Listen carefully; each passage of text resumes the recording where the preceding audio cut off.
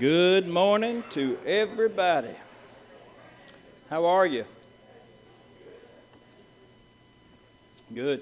Good to be together. I hope everybody's been safe through the night. If you happen to have any problems at your place due to the storms and all, please let us know if you need an extra set of hands to help clean some stuff up. And we'll send some folks. No, I'm kidding. We'll be happy to come and help you any way we can. Hope you'll reach out if you have a problem. Okay? I think I got most everybody. If I didn't, there's probably somebody that is beside you that has a sheet. But I do have some extras. If you want to get one after class, I'm happy to share. We've got our annex class in here, so I'll give just a little bit of background. They're here this morning, join the classes together. But we've been discussing the dangers of the tongue. And really for about the first 2 months, April and May, we looked at a lot of scriptures, one of them being James 3, but also James chapter 1 has an awful lot to say about the tongue. If any man seems to be religious but does not bridle his tongue, this man's religion is what? Vain or useless. And that's James 1:26, I think. So let every man be swift to hear, but slow to speak and slow to wrath. Okay? And we've looked at other New Testament passages. We've looked at a lot of Proverbs, and even some in the Psalms that have to do with what could likely be the dangerous use of our tongue. But obviously we're trying to curtail that. We're trying to do better. And so what I hope to do through the weeks that we have remaining in this quarter in June is to really break down, and from what a fellow said to a preacher one time, you done quit preaching and went to meddling. So we're going to start meddling a little bit over these next few weeks and to see really how we can apply the more general passages about the tongue and the dangers of the tongue. But we're going to get specific as to what do we mean when we say that.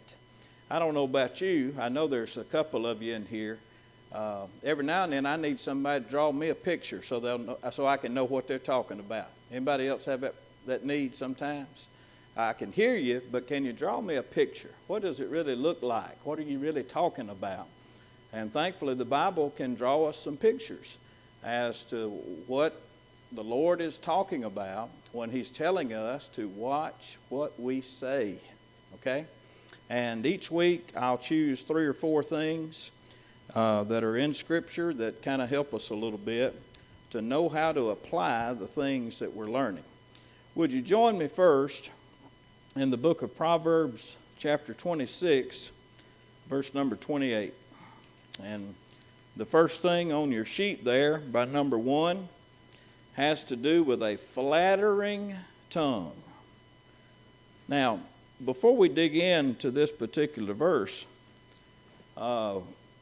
just ask yourself the honest question, do I have a flattering tongue? Okay? Now, a flattering tongue is different than a complimenting tongue.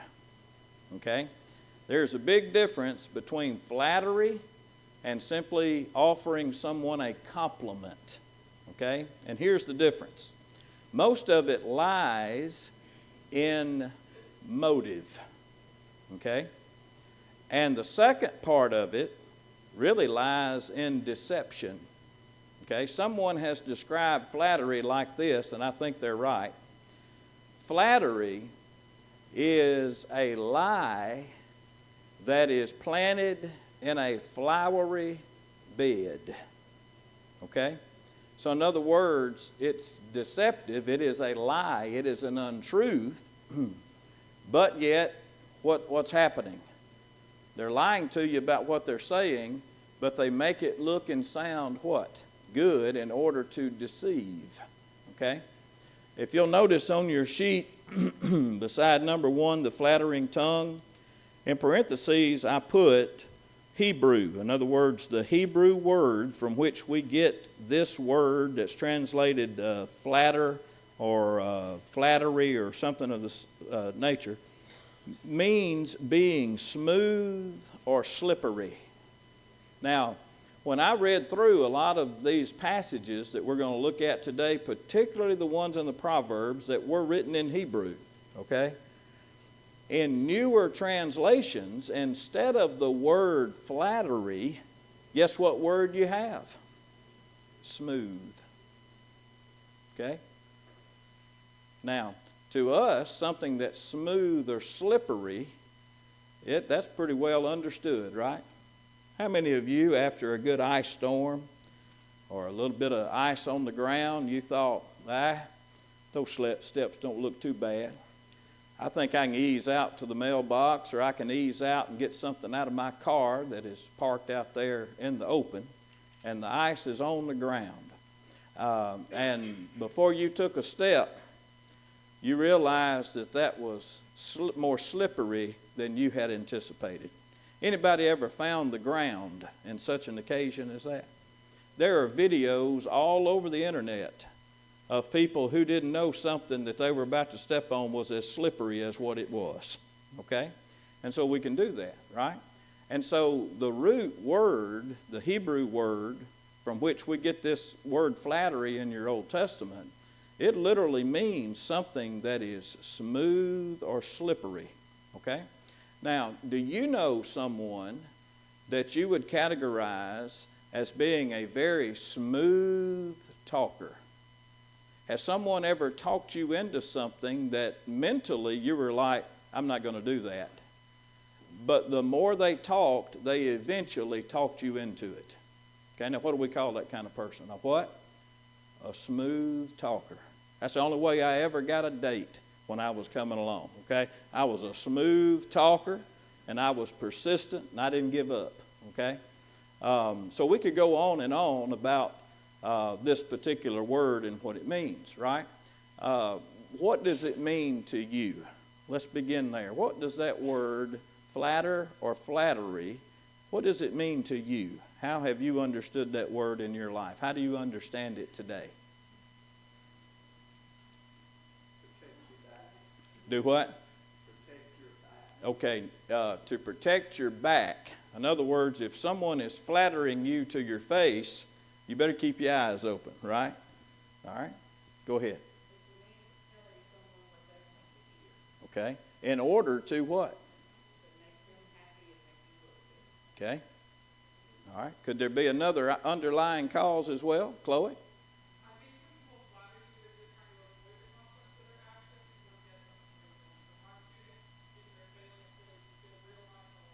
No. Students wouldn't do that. They get real nice all of a sudden, right? They start paying compliments and all that sort of thing. And so a lot of times when you look at this concept of flattery and you read what people have written about it, it's a combination of everything that Lee and Chloe have said. It's the idea of telling a person what they want to hear. The problem is what they're telling you, they don't really believe it. That's why it's a lie. Okay, that's why they're being deceptive. But the second part of it is so they can attain or be the beneficiary of what they want from you. Does that make sense? And so I'm going to butter you up, so to speak. Anybody familiar with that phrase, or is that just a 70s thing? Okay. Anybody been buttered up? I've been buttered more than Sister Schubert's rolls over the years, okay? So to butter somebody up. So flattery, in order that they might get the grade they want or get the drop grade, that they want. Yes, sir. My dad told a story when he was young. This was in the 30s or days gone by or whatever. He and one of his friends were in downtown Polk, and one of the affluent men of the community came walking by a store. Dad's friend said, "Oh, Mr. Jones, you sure looking good today. Those are nice shoes you got on. Got a good shoe shine, la la la, all that." So he reached in his pocket, gave him some. So as he walked on by,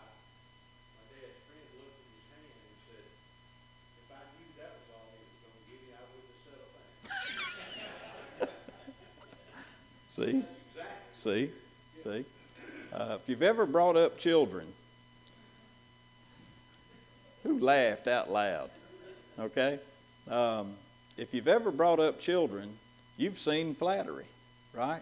They can be as mad at you one day or one part of the day because of something that, I don't know, maybe you corrected them about or you didn't let them do or have what they wanted.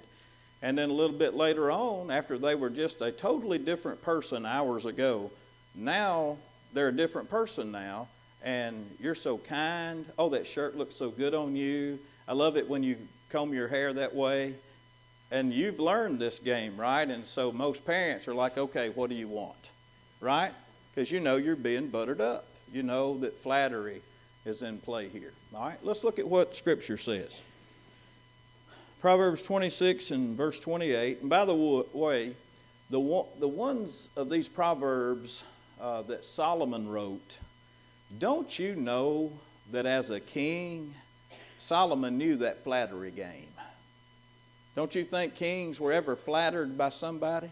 Maybe in their own court, or somebody who was just a subject in the kingdom that had come to them, wanting them maybe to rule or do something in their favor that would benefit them. Even other kings of other lands were all about this flattery business. So why is it all in the book of Proverbs? That's why. Okay, it was the name of the game. Does that happen in politics across the world today? Flattery? Well, sure it does. Does it happen on Main Street? Does it happen from family to family and within families? Yes. So nobody is going to, get away from this reality that we live in a world that will use flattery to get what somebody wants. Verse 28, a lying tongue hates those who are crushed by it, and a flattering mouth works ruin. I don't think it is a mistake or just a happenstance that the first part of this proverb is about a lying what? Tongue. And the very next phrase is about what? Flattery. Okay?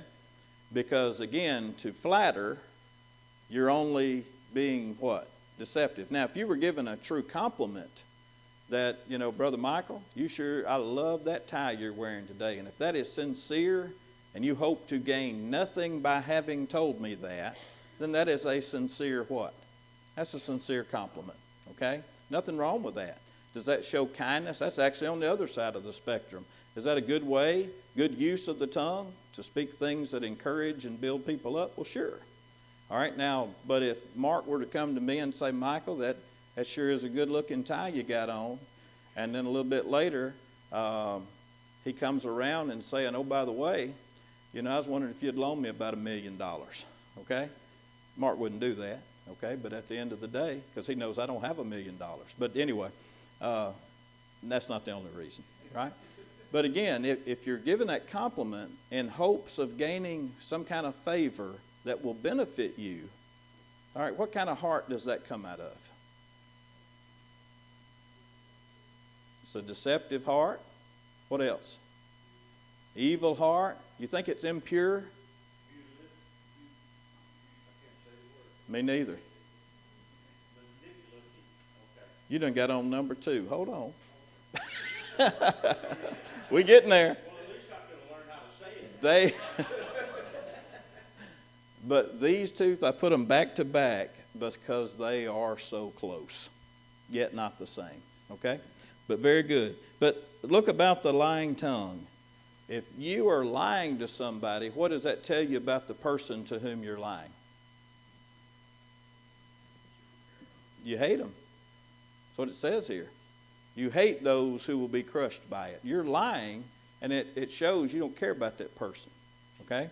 And the second thing, a flattering mouth works what? Ruin. It's going to bring the whole thing down eventually. You're out to destroy somebody because you're simply flattering. Compliments are not true and real. All right, chapter 29 of Proverbs.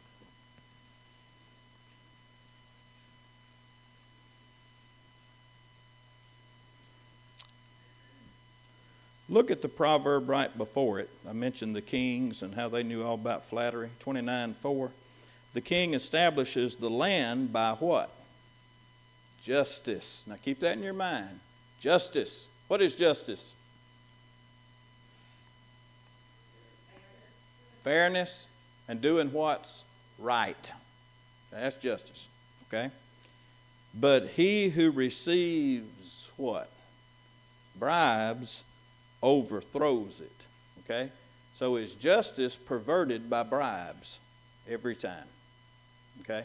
Justice is perverted by bribes every time. Because a bribe is somebody's way to do what? Flip the scales of what? Justice. Look what follows, verse 5.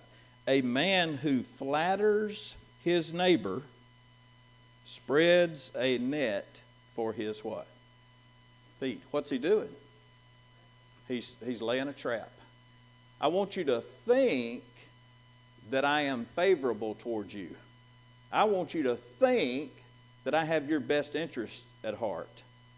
But all along knowing I'm only setting a trap. I'm trying to, hey, you ever known this? Hey, look right here. Don't look over here. Right? Don't look it over here about what's really going on. I'm going to try to distract you with what? All right? That's flattery. I'm going to try to make you think I have your best interest at heart.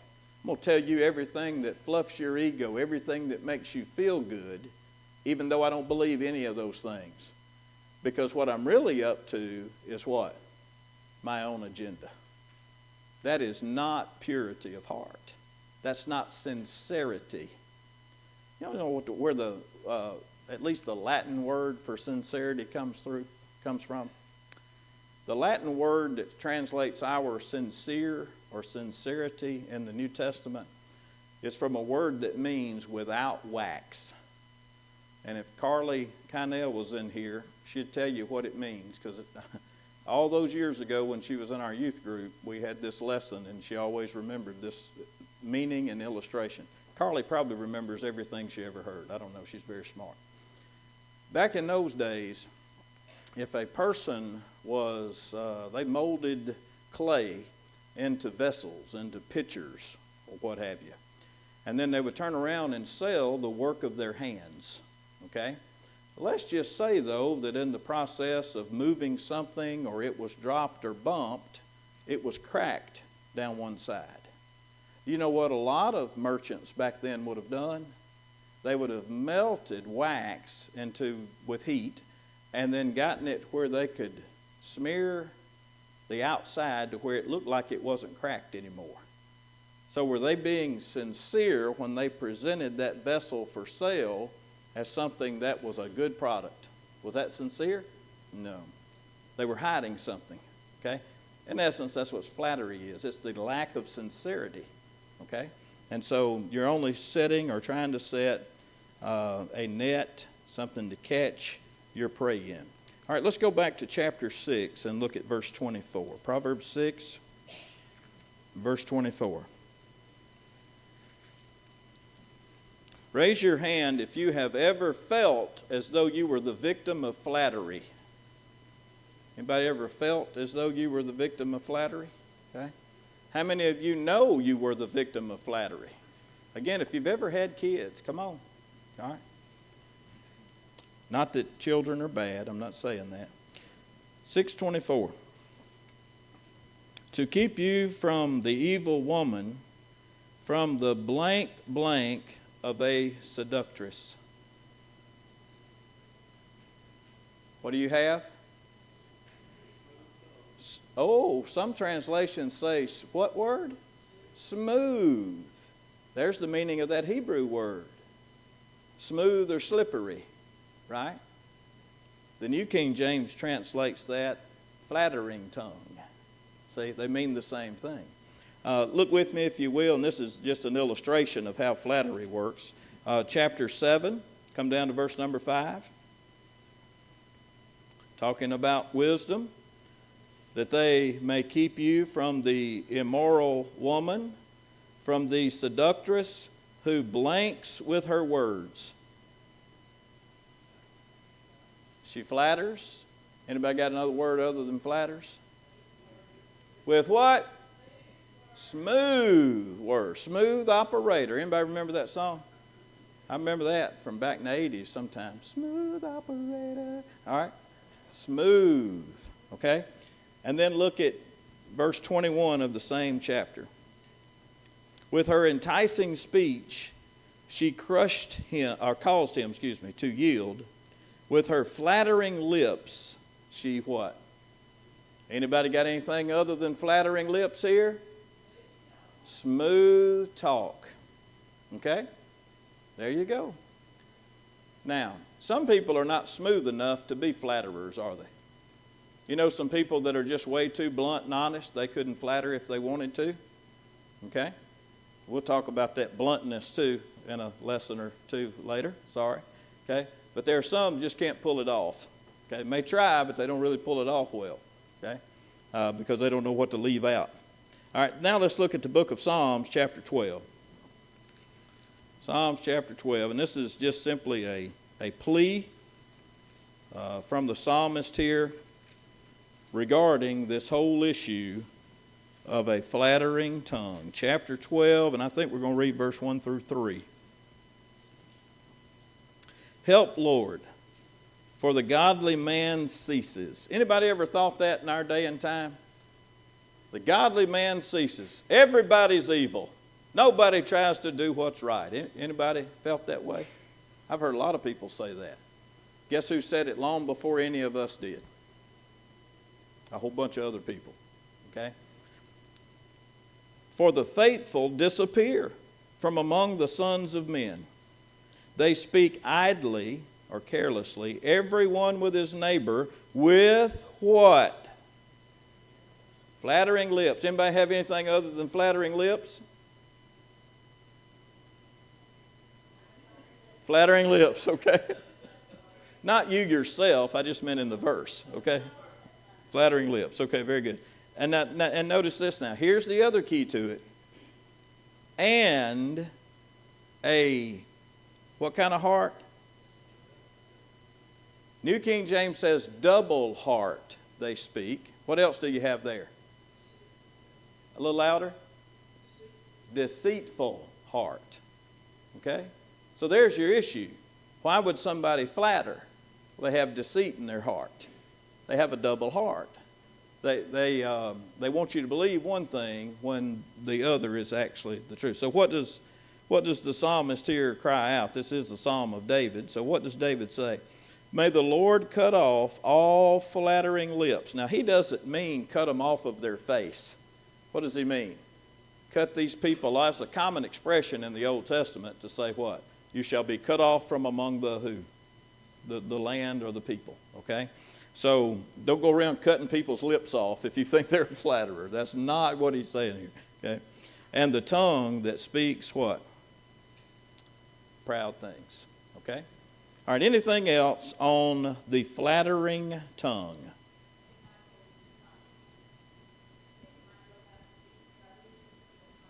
Okay?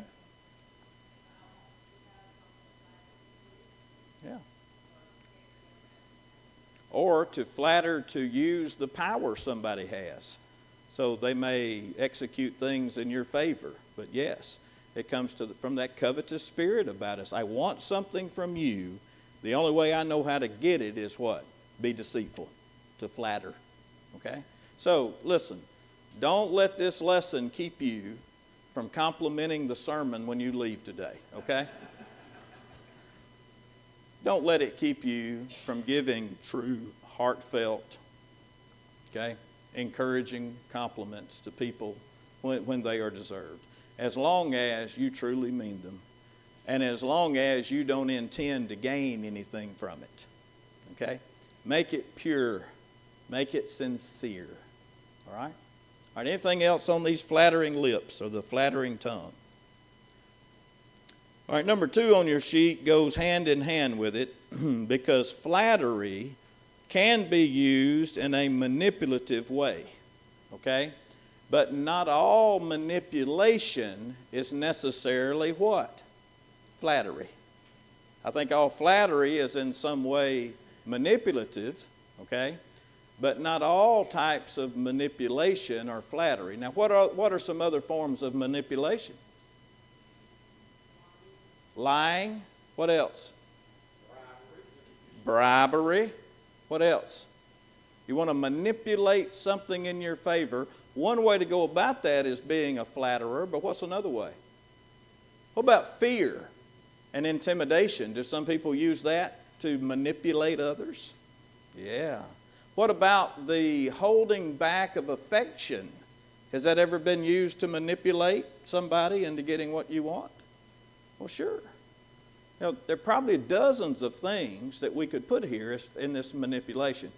Your first passage, and if you'll turn there, is from Judges 6 and verse 15.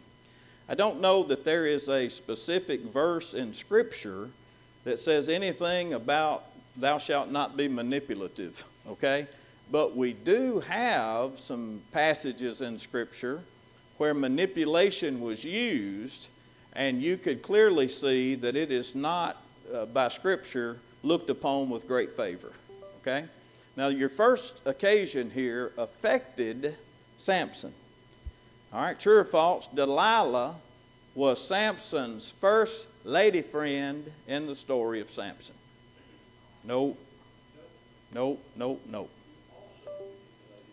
And Samson, just kind of ironic that that's how he wound up falling, was because he was the ultimate what? Manipulator. You know, all through the book, all through the story of Samson, man, his manipulations. Again, if you want to find maybe some of the dozens that we talked about, read that story and watch him, okay? But was Samson ultimately manipulated? Did he fall for it the first time? Did he fall for it the first time with Delilah? Let me be more specific. The first time, what did he do? When she said, tell me the great strength, where your great strength is. Did he tell the truth the first time? He lied. What about the second time? I think he lied a third time. And then at least by the fourth time, if it's not the third time, it was the fourth time, he finally said what? If you cut off my what? My hair, then my strength is what? It's gone. Okay? Now, you would have thought what happened every time he lied to her, that Samson would have been wise enough to see what was coming, right? You think he was a little prideful? Because he know every time that he's told her, well, this will do it. You know, you get some new ropes and tie up my hands and feet and such, and I won't be able to. Well, what happens every time she does something like that while he's asleep? Who comes running in when she cries for him? The Philistine enemies, okay? So you'd have thought, so I think Samson kind of got a little overly confident that maybe it was him and not necessarily that he was abiding by the vow, the Nazirite vow, you might call it, that he was, his mother was even told. From the womb, he's not supposed to have any time in his life strong drink, and no razor shall what? Come upon his head. Chloe?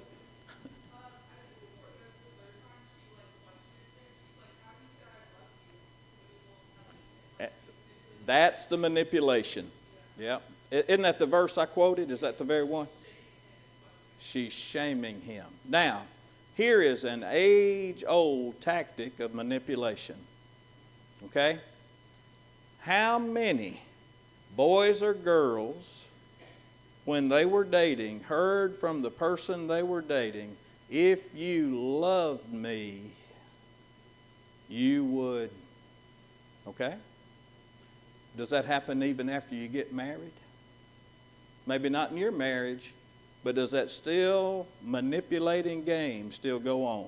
Shake your head this way. You're not shaking your head this way. Shake your head this way. Everybody. Okay. Yes.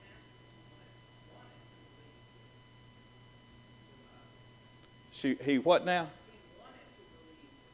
Oh, absolutely. He wanted to believe it. He was deceiving himself.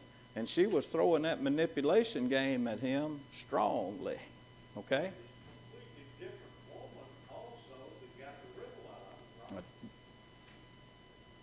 That one, the riddle, yes. The riddle's a different part of the story of Samson. No. Delilah got him.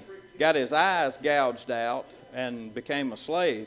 But the woman prior to that, because, you know, he had killed the lion and the carcass is laying there, so killed him with his own hands. And then he comes back by the carcass and there's honey, you know, inside the carcass. And so he's smacking on the honey, took some home for his parents to eat. But when he goes back down to the land of the Philistines, you know, the Philistine men there, they're always kind of chiding with him. And he just says something, a little riddle, out of the hunter came something to eat, out of the strong came something sweet. And if you can tell me the meaning of that, I'll give you 30 changes of clothes. But if you can't answer that riddle, you got to give me, what? 30 changes of clothes. And that is when they told his fiancée, if you don't get the riddle out of him and tell us what it is, we're going to burn you and your father and everything in that house down. And then later, of course, because of that pressure, she pled with Samson, give me the riddle. My life is at risk, and so he does. And then that's the infamous quote when the Philistines told him the meaning of the riddle, if you had not plowed with my heifer, you wouldn't have been able to, you know, tell me the meaning of the riddle. Well, that's it. Yes. That's it. And really a third, if you look at the one where he got up in the middle of the night and tore up the city gates and carried them up on the mountain and threw them down. So there was a third woman involved in that too. So yeah, he's a manipulator. And as I said, ironically, that's eventually what led to his downfall. Okay? Look at Luke chapter 20. Was Jesus ever the victim of a manipulative tongue? Jesus was never manipulative in anything he said. 1 Peter 2, verse 22, he did no sin, neither was there guile, which means deceit, found in his mouth. So he never sought to deceive or manipulate anybody in any way. 1 Peter 2, 21, or 22 actually, 22. Okay? So what's going on here? What do you see in verse number 20? They can't really catch Jesus in anything, and so they send spies. And you just look there at Luke 20 and verse 20. What are these spies supposed to be doing? Woo-wee. Those are key words, don't you think? These spies watched him. They sent spies, rather, and pretended to be righteous or sincere, that they might seize him in his own words in order to deliver him to the power and the authority of the governor. Look at verse 21. Then they asked him, saying, Teacher, look at the manipulation. Somewhat flattering, we know that you say and teach rightly, and you do not show personal favoritism. Now, all those good things, they're honorable things, right? Instead of doing those things, but teach the way of God in truth. We know that that's what you do. What a high commendation for Jesus. Now, did they believe anything they just said? They didn't believe it. Okay? Verse 22, they ask, is it lawful for us to pay taxes to Caesar or not? Look at verse 23. How do you know they didn't mean any of that? Well, if the previous verses weren't convincing enough, but he, Jesus, perceived their what? Craftiness, and asked them, why do you what? Why are you testing or why are you tempting me? He knew they were being manipulative.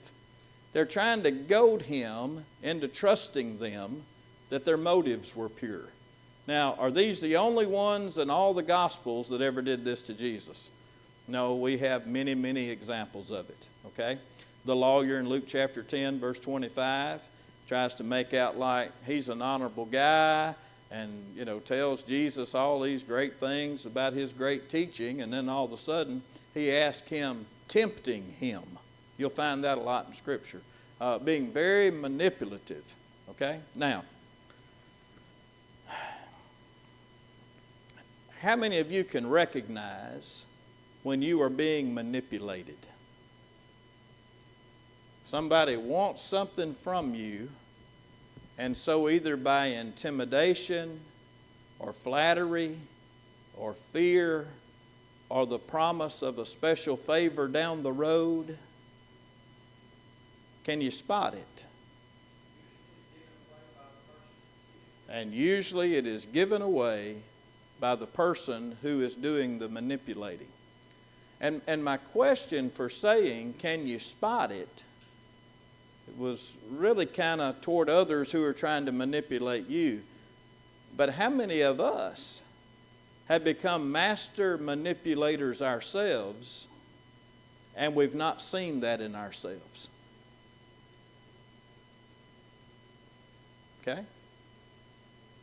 See, it's one thing to say, well, so-and-so, they're just manipulative. Okay? Am I manipulative? So-and-so is, boy, they spit flattery as much as they talk. Well, is that me? Am I doing the same? Okay? Let's look at the third one. The divisive tongue. Look with me at Proverbs chapter 6.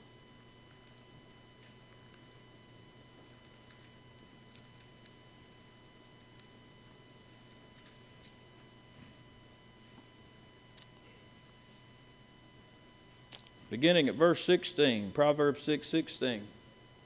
These 6 things doth the Lord hate, and yes, 7 are an abomination to him. A proud look, a lying tongue, hands that shed innocent blood, a heart that devises wicked plans, feet that are swift in running to evil or mischief, a false witness who speaks lies, and one who sows what? Discord among brethren. Now, what is discord? Anybody got another word there? Strife, divisiveness, conflict.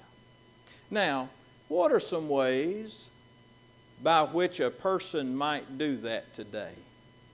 How do you sow conflict and strife among brethren? That's divisive. How do you do that? Give me an example of how that might be done. Gossip. Slander. What else?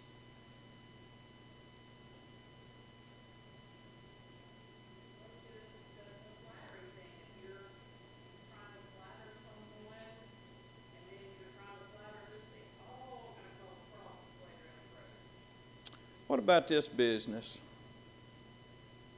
of when you wouldn't say say a particular thing in front of everybody, but if you've got 1 or 2 people that you kind of suspect kind of think like you do, and off to the side, you're like talking just to them, you know, I don't really like what, you know, has been done here, and I don't really like a decision that's been made there, and you know, I just don't really think that. Is that spreading discord among the brethren? Most of the time that's done not out in the open, but it's done where? We're going to look in our passage in our sermon this morning. The word, as you have it in the New King James and our text later, is going to say murmuring. The Greek word is better translated whispering. Okay? You can almost always tell when somebody's being divisive because they wouldn't dare take a whole group on at one time, but it's what?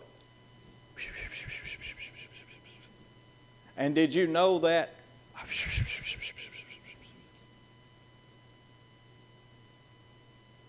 Okay? Could be done about people. Could be done about situations, possible decisions maybe that have been made that affect a large number of people or a small number of people. Can it happen in an individual's family? Say one person decides that I believe this is going to be best for our family, this is what we're going to do. And then all of a sudden, even in a family, guess what can happen? One go talking to the next, who goes talking to the next, and all of a sudden, what wasn't their opinion originally has now, all of a sudden, miraculously somehow, becomes the way they think about it. Get it? Okay? He who sows trouble, discord, conflict, divisiveness among brethren. Now, what's that in a list of again? Not what the other things are, but how did that verse 16 start? These 6 things the Lord, what? Hates. And 7 are what? An abomination. Boy, you want to talk, I thought hate was a strong word. And it is. Go study what the word abomination means. A little bit different level. You want to really get the Lord in heaven fired up, be somebody that sows that divisiveness among His people, among brethren. Okay? What's the other verse we have here? The divisive tongue. Matthew 5 and verse 9, It's the Beatitudes. Never mentions divisiveness, but says the opposite. Blessed are the what? Peacemakers. Is the rest of that, for they shall be called the children of God? What's the last part of it? Huh? It'll be called the sons or children of God. Okay, and then the third verse I gave you was Philippians 4 and verse 3, where it says, endeavoring to keep the unity of the Spirit in the bond of what? Peace. Is a divisive tongue, is it the same as keeping the unity of the Spirit in the bond of peace? It's everything but unity, right? It's trying to sow division. In 1 Corinthians chapter 1, what was the very first problem that Paul addressed in writing to the church at Corinth? It was over their own division in that church. Wonder who started it. I don't know. But I know it kept going. Chrissy?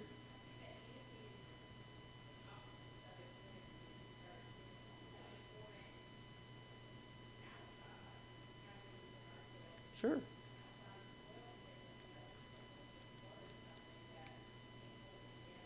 Let's say too, though, it is as an individual who is a member of the congregation here. Let's just say you're on a club or a committee somewhere, whether it's at a ball league or one of these clubs that does a lot of good, maybe for our community or whatever. But what if you become known as the one on that group or at your workplace or at the family gathering as being the one who's always saying things that you know are going to cause what?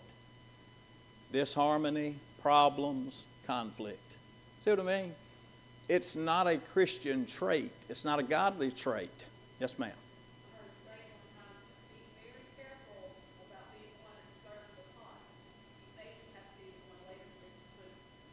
Yeah. Be careful if you're the one to stir the pot. Later, you may be the one that has to lick the spoon. That's what Lee said. Okay? And let's look at the final one. An argumentative tongue. And we'll just read these verses and we'll let them sit. Probably what we'll pick up with next week. I got to give you a little time to run to the restroom. Proverbs 20, beginning at verse 3. It is honorable. The word honorable, by the way, is a very strong word. It is held in high esteem by the Spirit of God. It is honorable for a man to stop what? A little louder. I'm sorry, I just can't hear.